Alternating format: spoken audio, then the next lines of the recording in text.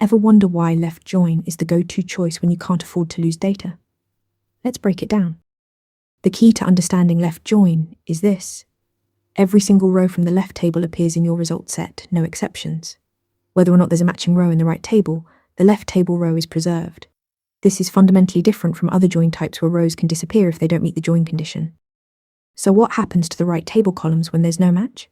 They get filled with null. Imagine you're joining customers to orders.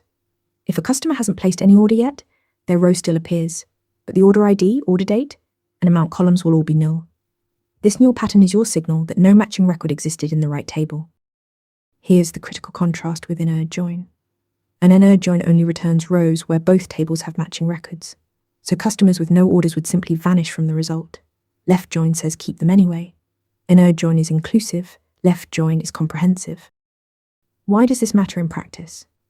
Left join is perfect for finding gaps. Want to see which customers never ordered? Which products have no reviews? Which employees haven't submitted timesheets? Left join with a hair clause checking for NULL on the right side gives you exactly those orphaned records. It's a detective tool for missing data. Remember, left join keeps every left table row, filling unmatched right columns with NULL.